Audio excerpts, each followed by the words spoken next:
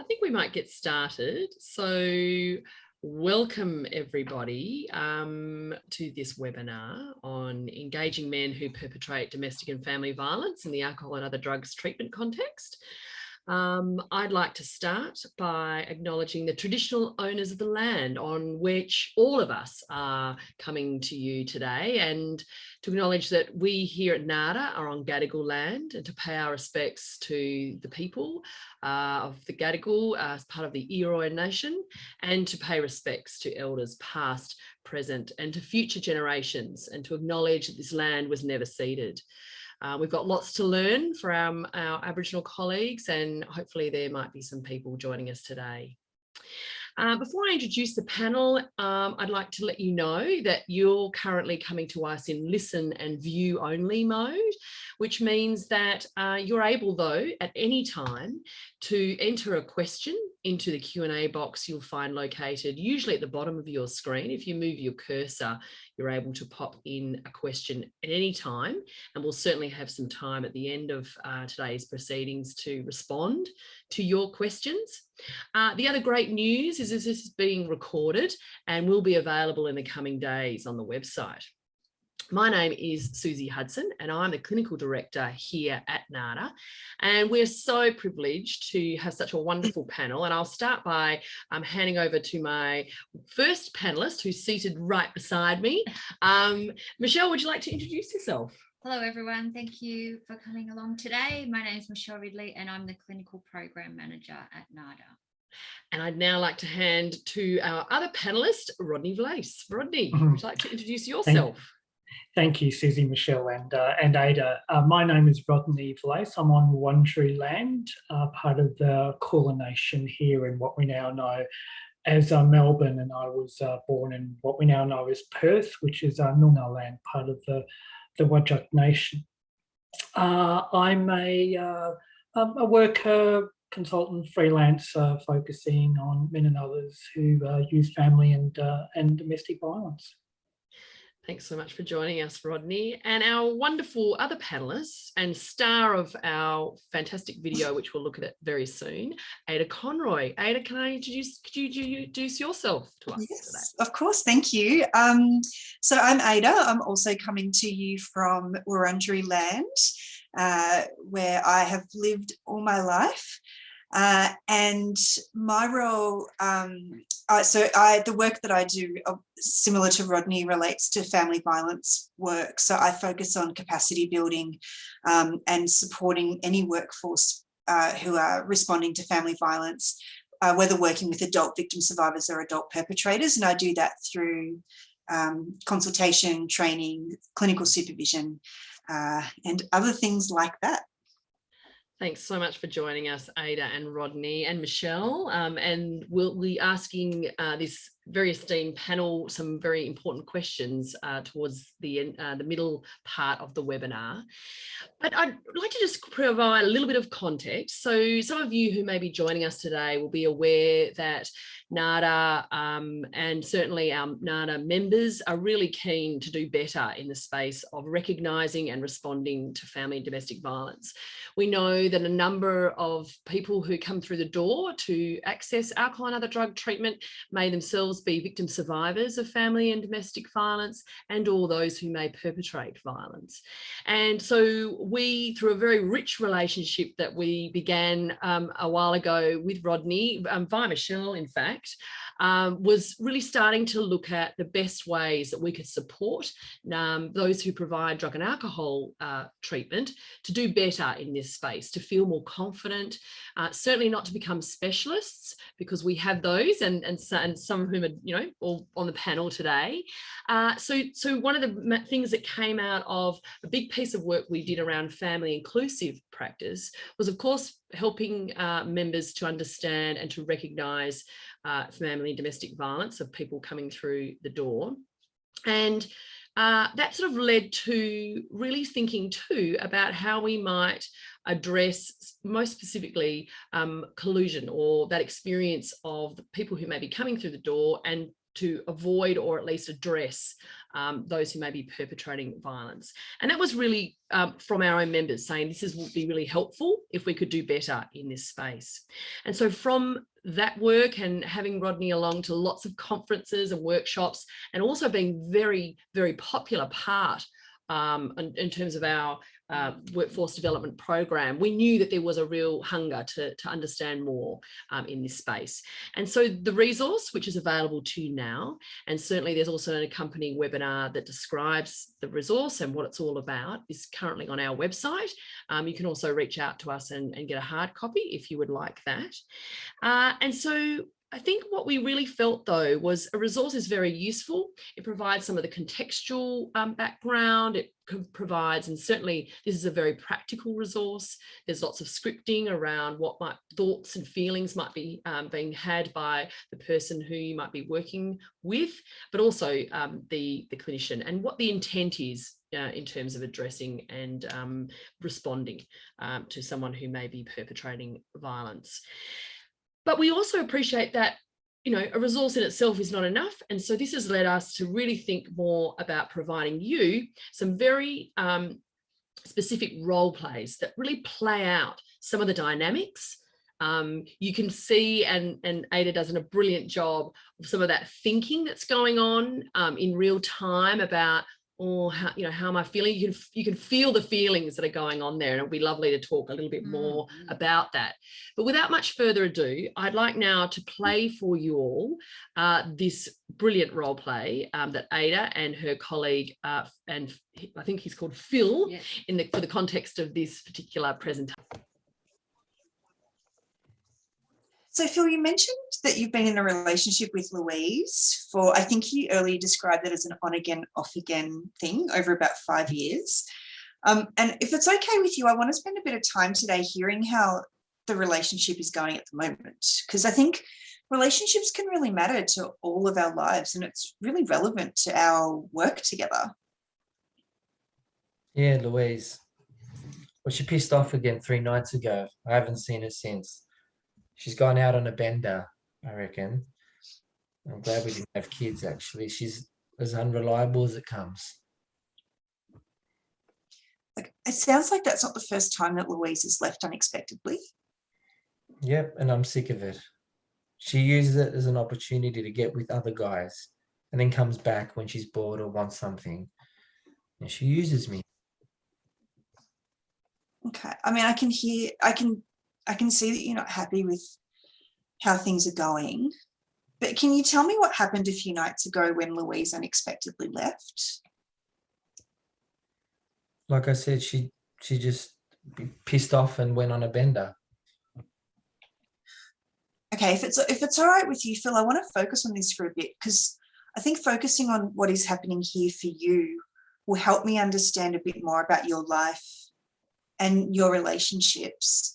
And it will help us to work together on your drinking. So what happened before she left? What was going on that day? Well, on that day, she was going off at me for not paying some bill or something. You know, she always wastes my money, right? And so I was thinking, what's it to her if a bill's late? You know, paying a bill's late here or there. So she just went at me. You know, I've given her everything. And this is supposed to be how she shows her appreciation. Excuse me.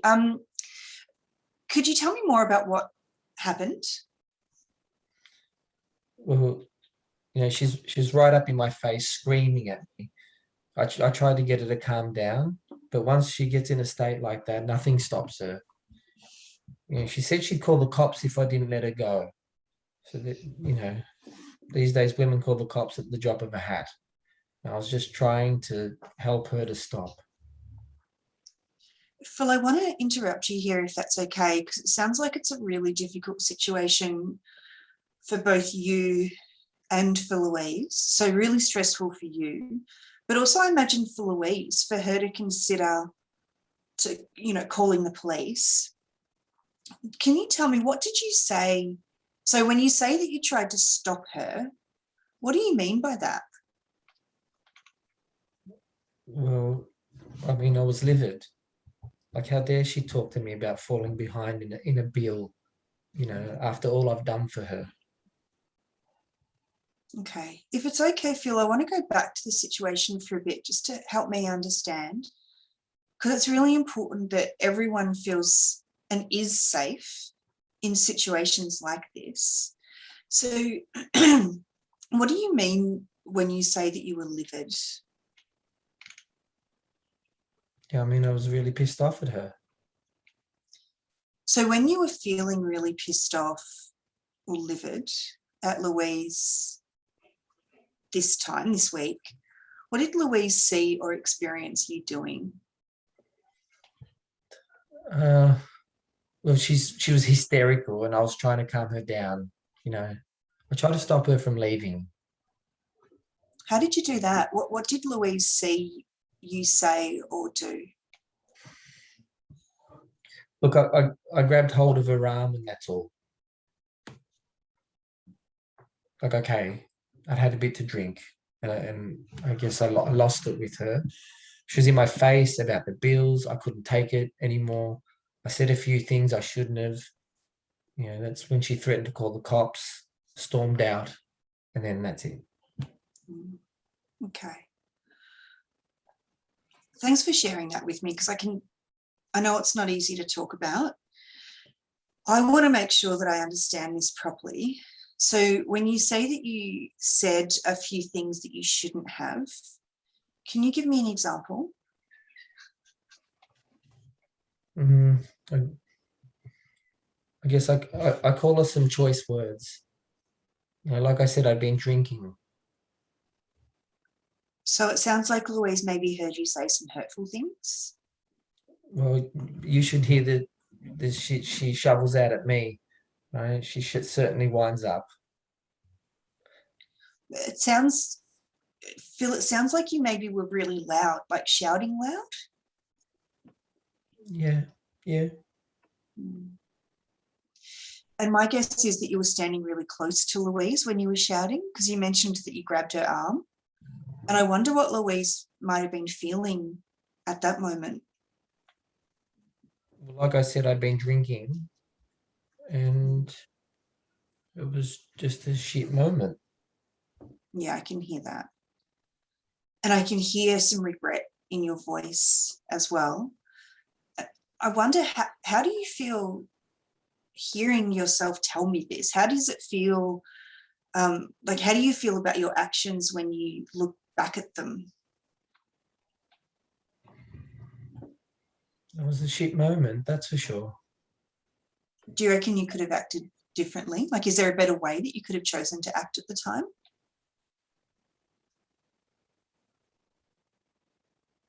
Yeah, well, I should have kept my cool. She was in my face, and she just wouldn't leave. She wouldn't leave me. What would keeping you cool have looked like? Yeah, I don't know. Maybe I can just pretend to go into the toilet and sort of yell into the toilet bowl rather than her, you know, I guess. Okay. So you're saying that you could have gone into the toilet or to another room at that point, and that you might have, that way you might have been able to keep your cool? Mm-hmm. Yep. Okay, so I just want to see if I understand all of this correctly. So from what I can hear, it sounds like Louise was upset about some financial issues, some bills, and she wanted to talk to you about it. And it sounds like she was really upset. And you said and did some things that I wonder whether they made Louise feel frightened and unsafe, because you said that she wanted to leave. And then you initially tried to stop her by grabbing her arm. And Louise then maybe broke free, or you let go when she said that she was going to call the cops. Well, yeah, well, women threaten to call the cops at the drop of the hat these days.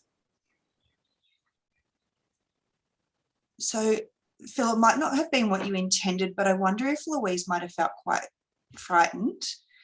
And I wonder if the option to call the police was the best way that she knew to try to tell you that. Do you reckon that's possible? Like I said, she was going off at me. I'd had too much to drink. I couldn't take her ungratefulness any longer. Right? She wouldn't have a fucking roof over her head if it wasn't for the last 5 years. Right? If it wasn't for me. I'm sorry for swearing, but you know, she's fucking doing me over. Hey Phil, if I can interrupt for a sec, because I want to help you with your drinking, and I can hear that you want some things to change, and I can help with that. But in retelling the situation, I can see that it's causing some distress, and maybe you feel pissed off all over again thinking about it. But for us to do the work and to change some things about your drinking, it's really important that we talk respectfully about everyone concerned. That includes you and me being respectful to each other, but also it means being respectful to people who aren't in the room. Is that okay? Yep, that's fine. I mean, it's a clearly distressing situation for you and for Louise. But talking about what Louise did or didn't do isn't going to help me understand how I can help you, because Louise isn't here to talk about her behaviour. All we can focus on is you and your responses. So, you know, as you said before, there might have been better ways that you could have chosen to act in this situation, or maybe even in other situations, and that this might be something that we can find some support for you to explore. And I can talk more about that a bit later. But my guess is that it's important to you and to Louise for you to be able to keep your cool in situations like this. And I guess I'm wondering what would happen if you didn't keep your cool.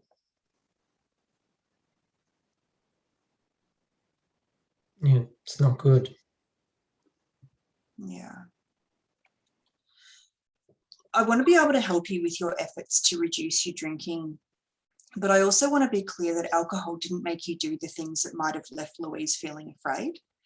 And it's important to me to work with you or to get support for you in any way that will help keep you and other people safe. So although our focus is absolutely going to be on your drinking, it's also, I mean, we're going to also focus on you being a safe man for others to be around.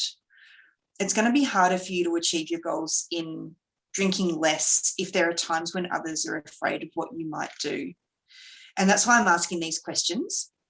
So I wonder, are you up for keeping this conversation going for a bit longer? Yeah. Awesome. Okay.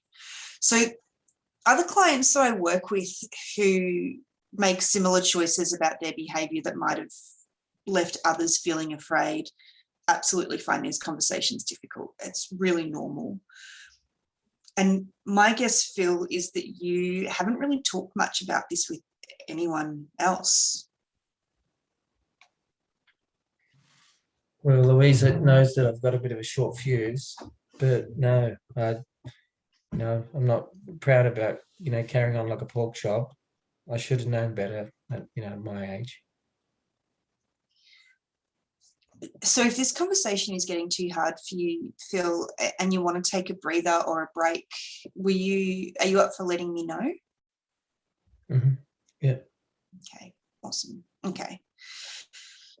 So Phil, have there been any other times that Louise might have felt afraid or not safe around you?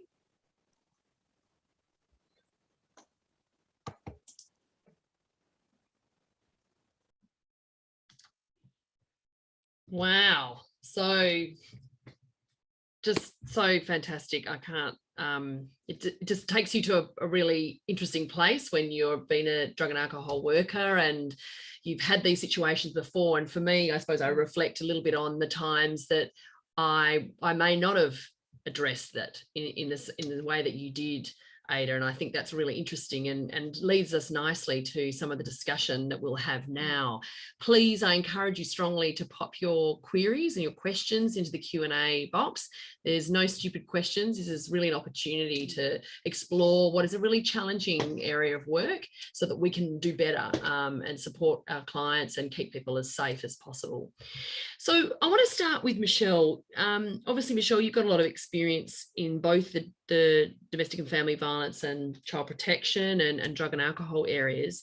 And there may well be some people who worked in specialist drug and alcohol services for quite a while who perhaps don't necessarily feel like this is what they are there to do, you know, and I wonder, you know, that it's not sort of core business, but I wonder, what would your response to that be? Why do you think maybe it is important to try to start to address and start to talk through with men who may be attending a service about the violence they might be perpetrating?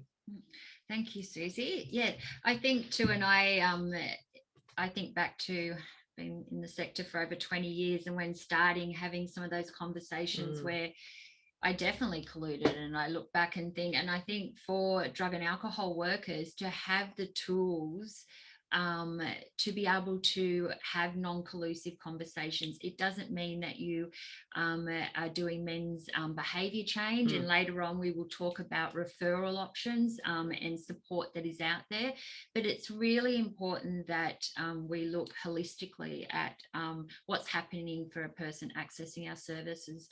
We can't look at drug use in isolation, and healthy relationships are really important for people that we're working with. And as Susie mentioned earlier, we did consultation workshops with our members, and a lot of the members reported they wanted the tools to have these conversations. A number of the services that worked with men in men's residential services wanted the tools to have conversations because they were aware that, you know, there was that collusion and people bring up, as Phil did, around, you know, kind of blaming the alcohol and blaming his partner. So having those conversations and just being able to start those conversations, I think is really important. And I think that, yeah, we'll get further into that. And again, we're not expecting people to, you know, be experts in this, but it's just, I think we all, as community members, as people, as drug and alcohol workers, have a responsibility to be able to respond and, you know, and really ensure that we're keeping women and children safe and keeping our mind out of, as Rodney would say, the people who aren't in the room, and just always being mindful of that. So, yeah. Thanks, Michelle. And I've got a great comment here about congratulating you, obviously, Ada, and their own personal experience of some of the struggles of balancing understanding and trying not to damage the rapport. I mean, I think that comes up a lot and something we should perhaps talk about in a moment. But I am interested, Rodney, you know, we've dropped the word a couple of times about collusion. What do we really mean, I suppose? Well, can you tell us a little bit about what you know, how you understand collusion and why it might be useful for AOD workers to be a bit more aware of what that means and how to respond? So you're just on mute, yeah. Certainly, Susie. And I think this kind of strikes to the issue of, well, why is he choosing to use violence? Why is he using violence? You know, and using the deliberate gender of him here, because most users of violence, not all, of course, but most users of violence are men. So why is he choosing to use violence? Why is he using violence? Is he mad? You know, is he bad? And looking at collusion is important because all violence is a choice. Sometimes the men's choices are made at the heat of the moment. You know, often men who I and Ada have worked with don't wake up in the morning thinking, right, tonight I'm going to deliberately frighten my partner and terrorise her, make her second guess herself, doubt her reality so that I can get what I want in something that I'm feeling uncomfortable with. Often he's not waking up in the morning thinking that. However, something happens later in the day, in the evening, and he responds to a situation. And in that moment, he has a whole series of thoughts where he then makes a choice to use violence. And I'm just going to unpack that a little bit later. So sometimes the choices are made in the heat of the moment. Other times the choices have a long gestation period. Of social violence, economic violence, they often take days or weeks of very deliberate choices and actions that he makes over time. So violence is always a choice, and sometimes he makes it when he's calm, sometimes he makes it when he's feeling anger or jealousy here. So what's the cause of the choice? You know, is it character defect? Is it a mental health issue? Most of the time, the choices, whether they're made in the spur of the moment or made over the long term, are made because of a type of thinking that we call a victim stance thinking, where in his mind, he's building up a case, a rationale that gives him the green light to use violence and abuse, thinking that women can't be trusted, or that as a man I need to know who she's going out with as a friend or what she's doing after work. I have a right to know. Whole lot of thoughts and expectations that he places on her that are shaped by sexist stereotypes of what it means to be a man, what it means to be a woman, that are shaped by sexist attitudes in society, unrealistic and unfair expectations on her. Then when she doesn't meet those expectations that are unfair and not negotiated, he then thinks he's the victim. She's been unfair. Look, I told her to tell me who she's seeing after work and she hasn't told me. She's being disloyal. She's disrespecting me. I need to know and she's not telling me.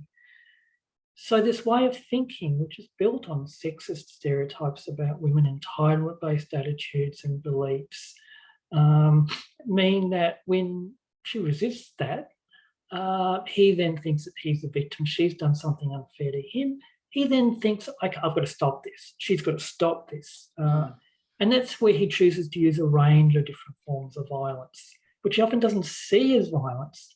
He just sees her as being unfair to him and he's entitled to do some stuff to stop or change that behaviour. So it's this way of thinking that men draw upon to give themselves the green light to use a range of different tactics of violence. So collusion is how do we try our best not to support and reinforce that thinking, because men don't just think it internally. They will invite others. They'll talk about it with their mates. And of course, they're not wanting to out themselves as using violence. But in a practitioner situation, they'll be wearing these thoughts and beliefs on their sleeve and inviting you as a practitioner to agree with him. And so minimising collusion is really important, because if we give direct or indirect signs that we agree that women can't be trusted, or that his behaviour wasn't that bad, or that she antagonised him, or there was really a relationship issue and conflict, all of those different ways of thinking he uses to minimise and justify and give himself the green light to continue to use violence. If we collude with that, we're actually continuing the very foundations through which he continues to choose to use violence. Thank you, Rodney. That's a really fantastic explanation. I suppose it goes to the heart of what is everybody's responsibility, I suppose, as a community, absolutely what the perpetrator's responsibilities are, but what do we as community members, and certainly in a therapeutic situation, what responsibilities we have. So what you're describing makes a lot of sense and starts to help us to understand why it's so important to, at the very least, step back from that collusion. So thank you. And I suppose nicely opens up to you, Ada. You know, you really depicted well from my point of view that thinking about raising something with Phil, but then not letting it go. So coming back to it, knowing that perhaps there's more to the story, really inserting Louise into the conversation, naming her, you know, that felt quite deliberate. But I suppose what I'm wondering from you, you know, it is an uncomfortable and sometimes challenging thing for clinicians and drug and alcohol workers in particular to think about responding. So what advice would you give to a worker that might be worried about these conversations? You know, where will it go? Will I make a mistake? Can you unpack a little bit for us what your thoughts are about that, those concerns? Yeah, thank you. I think those concerns are completely valid and are really important to hold, because those concerns remind us that the work is really important and that there's risks involved. And so those concerns can give you an opportunity to pause and reflect before you take action. And thinking about resisting collusion or minimising collusion, in some instances, it's the least we can do, and in other instances, it's the most we can do. Mm-hmm. And so really understanding what the purpose of collusion might be for the perpetrator and what resisting collusion might look like for us. Those are really important things. And so, as Rodney said, you know, perpetrators will, or men who use violence will invite us to collude often and in really complex ways that are sometimes really hard to identify, particularly if they're in victim stance, and that victim stance can be very compelling because it can really draw on our empathy, on our unconditional positive regard, working with a cohort that is, you know, in many ways quite marginalised and probably quite alienated from their families and supports, and sometimes we're the only person they talk to. And so we really want to maintain that rapport as practitioners because it matters, the work matters. And so there's a couple of things that I want to say in relation to considerations. The first one is to understand that building rapport and resisting collusion or inviting accountability are not mutually exclusive. We can do them both at the same time quite warmly. That the learning is sometimes in the doing. And so be prepared to make some mistakes and own them. You know, if you make a mistake, ask yourself, what do I wish I'd said and why didn't I? And the why didn't I is going to give you lots of info about where you're at in terms of your own sense of safety, your own skill set, and then think about what's needed next. We also have this great strategy that's called letting it go through to the keeper, which I think is a cricket term. And it's really about, like, you can't catch every ball that comes your way, right? And so thinking about that, because if you were to respond to every single invitation to collude, you would be completely exhausted and you would push him beyond his window of tolerance. And that's not what victim survivors need from us. And so we're going to let some things go through to the keeper. And what that means is that they hang there for a little bit and you can come back to them either when he's ready, when you're ready, when you feel equipped. And you can say something like, you know, hey, Phil, last week you said this thing. I didn't respond to it at the time, but I've been thinking about it a bit. And I reckon it's worth coming back to. What do you reckon about that? And just doing that invitation to bring him back into the convo and letting him know that you notice, that it matters, and that you're going to, you know, really hold him through that process. The other thing I want to say to really highlight the importance of secondary consultation, and we cannot underestimate it. Secondary consultation with your colleagues, with the broader sector, and just working collaboratively as much as possible with each other is a really good way to ensure that we're learning, that we're teaching others, but that we're growing and engaging critically in the work that we're doing. Yeah, you know, it really resonates for me, Ada, that, you know, in watching the video, often one of the things that comes up for people is, well, if I try to step into this place of minimising collusion or addressing it, it will somehow impact the rapport. But what I think everybody witnessed in that moment was your ability to absolutely say, I'm here for you to work on, you know, in relation to your alcohol use. But in order to do that, all of these things, that holistic care that you were talking about before, Michelle, that we need to address all of these things. And I think too, you know, respectfully, but very clearly picking up where, the potential for the behaviour to escalate.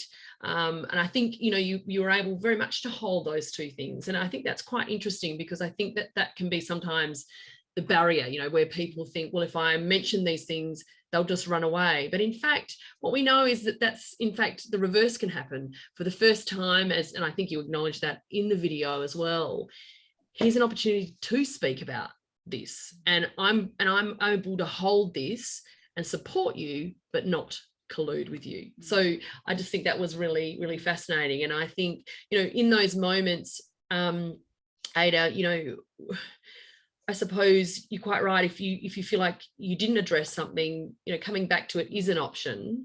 And you mentioned supervision there. Do you obviously feel that's quite important, that we do see ourselves as being part of a team, that we just don't do these things in isolation?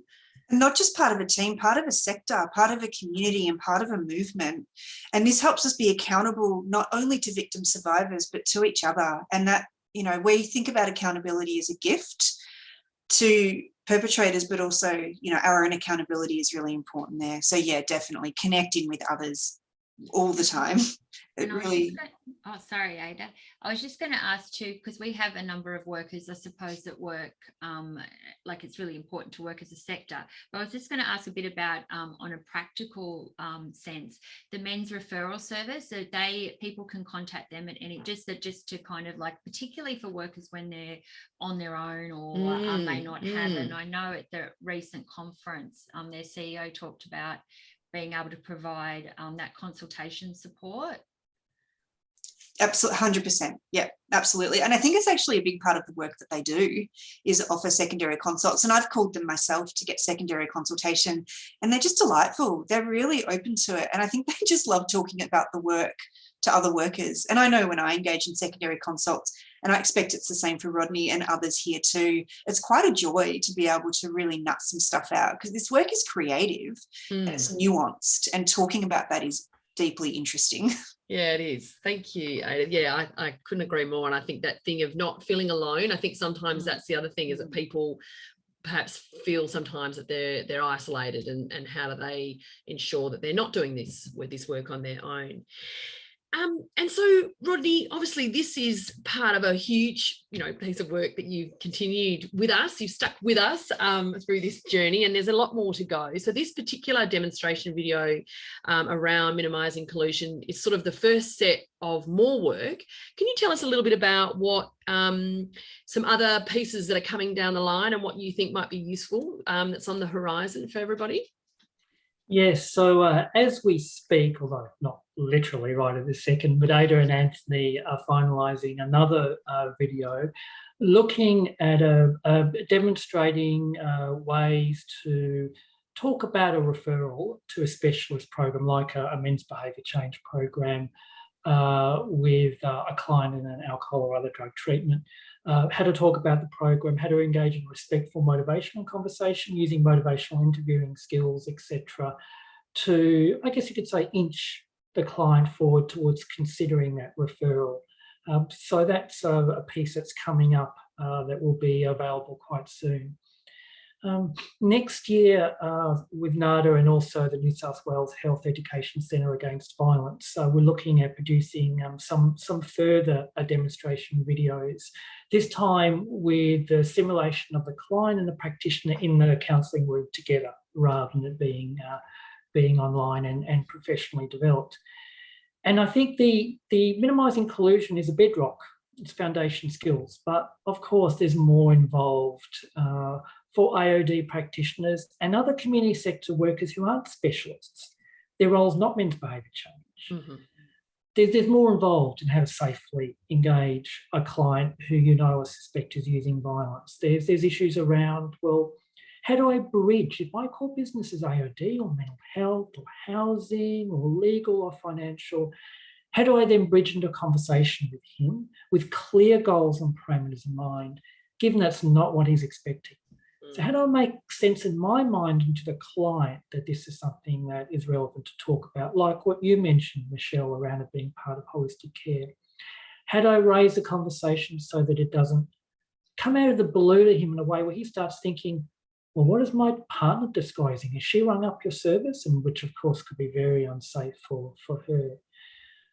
There's preliminary safety planning, and while behaviour change is the work of specialists, sometimes it takes a while before he gets to a program, if ever. So sometimes there's a role for other community sector workers to engage him in very simple strategies around what he might be able to do to interrupt his usual choices of using violence and to be a safe man.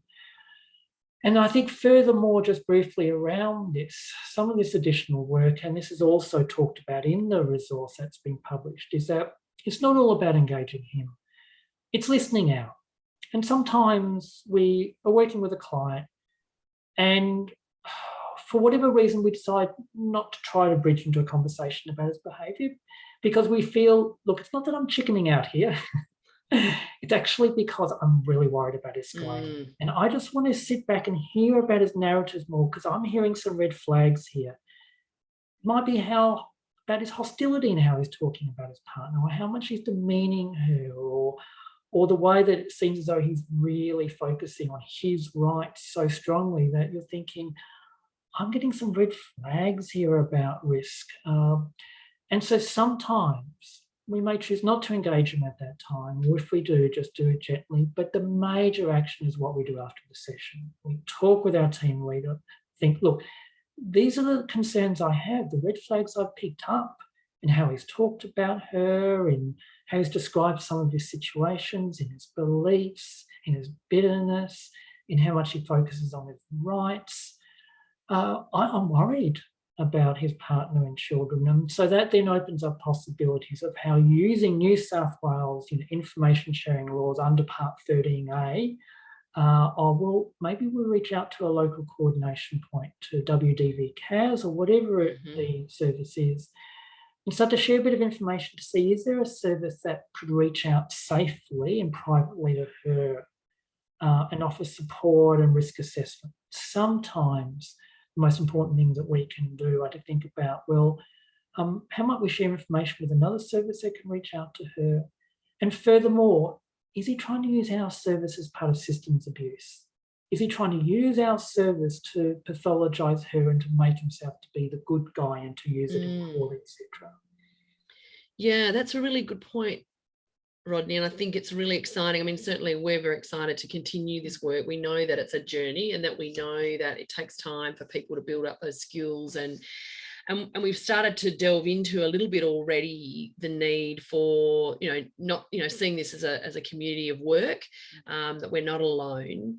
And so, Ada, as you said before, there may be situations in which we either, we might let things go through to the keeper, but perhaps there are also deliberate decisions where we decide, as Rodney was describing there, that perhaps things are getting to perhaps quite a dangerous point, and maybe going after or drawing lots of attention to certain pieces within the therapeutic space might actually escalate things. In those situations, would you say that if you've got those growing concerns about the safety of the other people, whether it's a partner or children, and maybe is it better then to perhaps ensure that you are talking to a team leader or thinking about what the other responsibilities you might have are? Can you just explore that a little bit more, take us a little bit more down that road? Yeah, I think it's really important that if you do pick up on high risk red flags, that you absolutely consult. And I think, like, with a team leader, because, like, the thing about, some of you will be very aware that in Victoria, we had a Royal Commission into Family Violence, which has really reformed our sector in ways that are making our heads spin for like 5 years now. Amazing reforms, definitely, but what it's given us is a lot more access to information and a lot more capacity to proactively share. And so if we are really concerned about high risk, then we do need to share information to ensure that we're not squirreling anything away, because we can't, we need a systems response to a level of violence that we can't manage on our own, or that the victim survivor can't manage on their own. And so if we are really concerned about high risk, we need to consult, document and share information under the legislation that's available to you, which I know Rodney mentioned, and somebody's popped a comment in there. So, information sharing pertaining to risk, I expect, is absolutely still relevant in New South Wales. I wonder if we're freer in Victoria to share info because of our information sharing schemes, but I expect that you still have mechanisms available to you in New South Wales to be able to do that, because we can't prioritise privacy over safety. It just makes no sense. Yeah, that's really important. Thank you, Ada. And I think Rodney's just popped back into the chat there with the New South Wales Domestic Violence Information Sharing Protocol. Really important for us to know about and to understand, because I think too, in prefacing any engagement, therapeutic engagement with a new person, a new client, we have as part of our introduction around confidentiality, what that means. And so it's really important that we perhaps spend a bit of time being clear about what that means and why it's important. But I suppose at the end of the day, the reality is, we may well be the one person that's able to take some action and to, avert a catastrophic situation and to keep people as safe as possible. And at the end of the day, that is actually what everybody wants.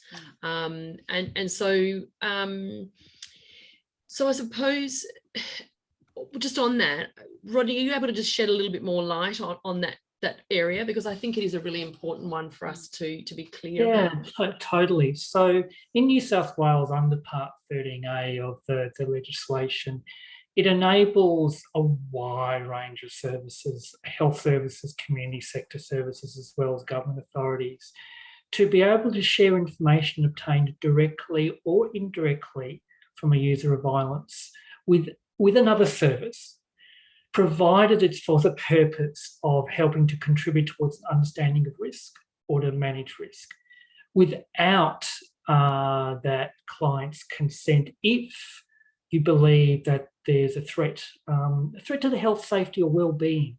So it doesn't even need to be an immediate safety threat. It doesn't need to be the sort of situation where we're concerned about, her or the children's safety this afternoon. If we're picking up red flags, indicators that those who are experiencing violence, their well-being, then their safety is being impacted, then we can share information, like with a local coordination point, with a women's service, for example, without speaking to the client, that we're actually going to go about doing that. Now, that's obviously different in information sharing with victim survivors. If we're obtaining information from a victim survivor, then if risk is very serious, if it's at threat level, according to the New South Wales, serious threat level, I should say, according to the New South Wales legislation, then if we can't obtain her consent for whatever reason, we can still share that information if we deem it a serious threat. For someone who's using violence for a client, we don't need to try to work out, is it at threat or is it a serious threat? We just need to be concerned enough that there's a potential impact on the safety well-being of others that enables us to share information without that client's consent. And so this is a little bit of the difference, which part of what's building upon later work with VCAV and NADA, the difference between safety planning with him and risk management. We may do a bit of safety planning with him, a few simple strategies that might make a little bit of a difference in some of his choices to use violence. But behind the scenes, we're engaging in risk management actions, talking with our team leader, we may be sharing information with another service, we're getting a secondary consultation with the men's referral service to work out how best do we respond to him, how might we be able to alert other services who can then work and build a picture of risk and reach out to victim survivors. So that's, and so I suppose it reinforces again, though, the importance of, it's not that you necessarily have to be doing this on your own, it's talking to your supervisor, it's chatting to the men's referral service and just saying, look, this is what I'm thinking, this is why, what do you think? And I suppose it just helps then for it not to be that, oh, it's all up in me and up to me. And I think that's quite important, but really reassuring that in those circumstances where safety is the priority here. That's good. I think there was a question it's a more practical. The next one down, I think, from Lacey. Sorry, you're quite right. Sorry. No, that's good. Thank you.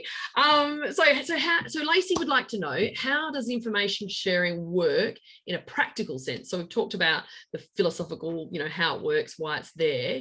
So for example, if all I know is if the partner's name, how does the service find her in order to reach out to her without having to ask my client for his partner's details? That's a great question, Lacey. Thank you. Rodney? I could respond to that to start off with. And this also reflects the diversity of AOD services, because there'd be some services where you'd routinely collect some information about family members at intake if involved, care and recovery, long-term work with him. Whereas if you're doing very short-term work, say in a safe injecting room or, in other sorts of situations, you're not going to have that info. So I guess part of it is in some of the early intake, trying to anticipating that there will be 2/5 of your male clients who are using violence, or a third, maybe 2/5 is probably more than what it is.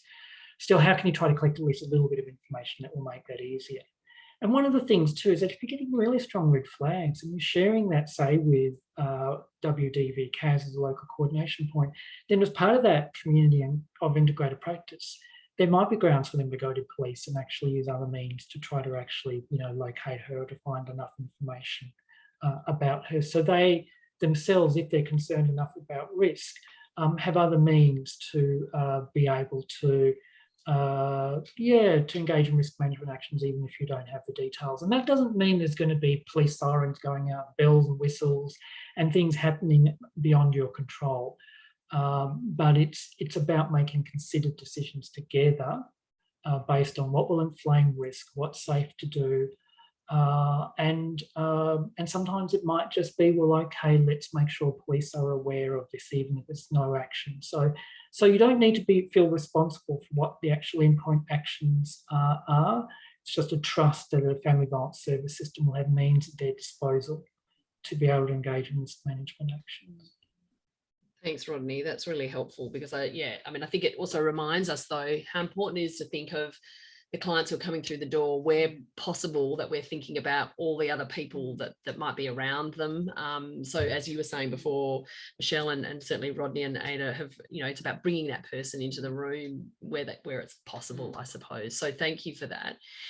We're coming slightly to the end of things, so please, if there are any other questions, please pop them in the Q&A or in the chat. Either way is absolutely fine. But as we're coming to the end, I thought it might be useful, Rodney, chapter 5 of the resource that we're sort of been talking about specifically talks about minimising collusion and what are some of the top things that we should really be aware of. Can you just run us through some of the ones that you think are really front of mind that we should really be focused on? Yeah, certainly. So I guess a few things. One is a stance that we take with our client, a stance where we recognise that there's a difference between him as a person and his behaviour, that he is a person who most uses violence, so capable of making very different choices, and if they choose to, can go on a journey of change and transformation. So part of that is separating out the person from the behaviour. I think, as Michelle, you've emphasised before, reminding ourselves that our role is not to change his behaviour or his beliefs. So we might hear stuff that's really concerning, that triggers us, that makes us want to wring his neck. But our role is not to try to change those. That's the role of special services, is just to minimise collusion. Chapter 5 talks a lot about finding the midpoint. The midpoint between having a very comfortable, matey, collusive yarn with him where we're really empathising, we're showing full unconditional positive regard, believing everything he says, and being oppositional, persecutory, taking the moral high ground, telling him what he should or shouldn't be doing. And either are not useful, neither can be dangerous. Being collusive is dangerous for the reasons we talked about before. But if we're really oppositional and lock horns and argue against everything he says all the time, he's going to spend all his time defending his beliefs. He's going to dig in. So that's really not helpful. And furthermore, it might also mean that he might escalate as well, which can increase risk. So chapter 5 focuses on a number of micro skills, precise scripting, which Ada's demonstrated in this video, around how to still build and maintain rapport, but to find a midpoint in between being collusive and in between being persecutory. And part of that is accepting that the conversation will have some degree of discomfort, as we've been talking about. If it's a very easy conversation, we're probably being collusive. If it feels tense and agitated, we're probably being too oppositional, and he's not feeling that he matters. Mm-hmm. And I think finally, self-awareness is so important. Finding that midpoint is not easy. And so developing that self-awareness through time, what types of clients are going to be more challenging for us to find the midpoint? In what types of clients or situations are we going to be more tempted to collude or to really be too oppositional? Is it the sort of client, I think, Ada, that you talked about, who's experienced a lot of oppression in their life, continually being marginalised, clients who were used to advocating and fighting for, clients who were used to trying to make oppressive systems work for their benefit, but then he's also using violence against his partner. So maybe, is that the sort of client that's difficult for us to find that midpoint because we're so used to advocating for them? Is it about a client that triggers something for us? Is it because we just had a very difficult interaction with our last client and we take that in? Is it because there's something about him that we feel, oh, he's not going to change, or that we're very judgmental about? So being self-aware, and self-aware of how gender impacts on that. So, you know, as a practitioner, your gender, male, female, non-binary, your relationship with gender, your relationship with masculinity, your experiences as a woman, and what you've been socialised to do, what you've taken on in terms of your own man box attitudes, or the pressures of being a woman that you've been trying to rail against and fight against and expand beyond. Your relationship as a practitioner with gender can also sometimes create some influences and challenges as well. So there's a lot to be self-aware of in trying to find that midpoint. So yeah, that talks a lot about that that reflective practice. And I suppose that's one of the big themes here is really engaging with that. Look, there's one last question here, and it's a big one for the last 3 minutes, but what obviously one of the most common settings that that we're working in is a residential setting. It may be a situation in which you have both genders present, men and women there, and there might be violence happening all over the place and different experiences there. Are there any thoughts on managing the way the two groups might come together, if indeed they do? So there may be such scenarios in which there's a particular group that happens, they're separated perhaps according to gender lines, and then they come together for certain groups. Are there ways to sort of observe or yeah, how might we address collusion in that, you know, not being collusive in those scenarios? Any thoughts on that, Ada? Because it's yeah, it's a bit of a tricky one. I think it's a tricky one to get into with 2 minutes to spare. I think it's an excellent question and definitely something to consider. I wonder if actually there's something in the resource that could address this, because I expect that it's quite thorough. Yes. Yeah, I think you're right. And I think though what we will take on, given we have only now 1 more minute, is that this particular setting, and I certainly, there were questions I've always had about groups and how we work in groups. So what we will say to everybody here today is that we will absolutely take that on as a particular focus for future work, is really thinking about setting.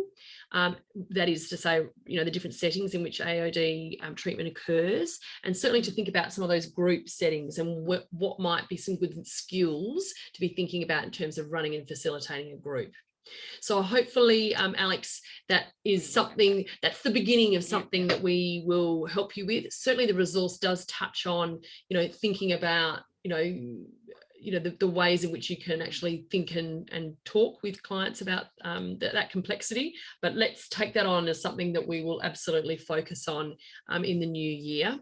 But at this moment, I'd like to really sincerely thank Rodney and Ada and Michelle for joining us today. What a wealth of information. This is not this is not the end. This is the beginning of a huge piece of work that NADA's very committed to. I'm certainly looking at the range that is thinking really broadly about healthy relationships and where our clients sit in that, because we know that with good, healthy relationships, then we're talking about very sustainable drug and alcohol treatment outcomes. So thank you, Rodney. Thank you, Ada. Thank you, Michelle. And please check out the resource that's online now. And certainly the video will be in the coming weeks. Take good care. It's been a long, hard year. Take good care of yourself and those around you. Thank you very much for joining us. Thanks, everyone. Bye.